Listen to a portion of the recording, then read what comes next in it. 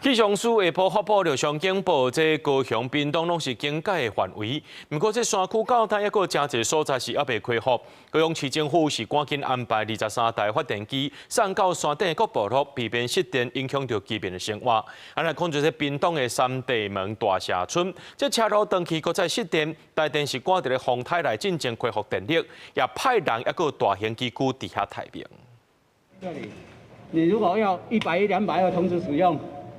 就要切到这里。工作人员详细甲大家了解发电机的用法，因为高雄山顶这摆大水灾灾区甲大家未完全恢复，现在阁有风台来加，市府行到时若当着路未通，阁失电恶抢修。12紧急采购23台发电机送去柏林、桃园甲南马社，确保民众的生活需求。它的功能就是在停电的时候，可以让部落至少还可以手机充电啊，或者是有一些需要用电的紧急用的，还可以持续的在运作。高雄送发电机避免山区失电恶联络，离屏东的山地门大社村这边出入的主要道路并专绿线有真侪搭已经放甲无成路，因为部落内底失电，而且阁有10外贵民众伫遐，车袂当过，台电员工都换用布链的方式派电线就去抢修，总算是赶伫风台内进行完成抢修。已经将149户的停电户全部复电，另外杨柳台风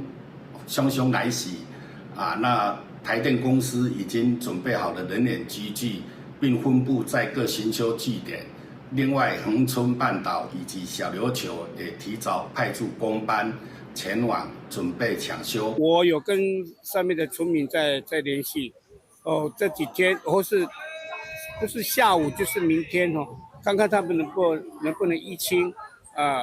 回到我们那个里那里基地这边来移清，会比较安全。风台热属警报已经发布，高雄、屏东拢是警戒区，山顶的并专绿线抢修工程已经暂停。而伫山脚的3德管制所者是派出大型机具来清水沟，趁风台入来进程来做加强，毋望减少灾害发生。记者柯秉哲、柯家族、柯朝阳、高雄、屏东综合报道。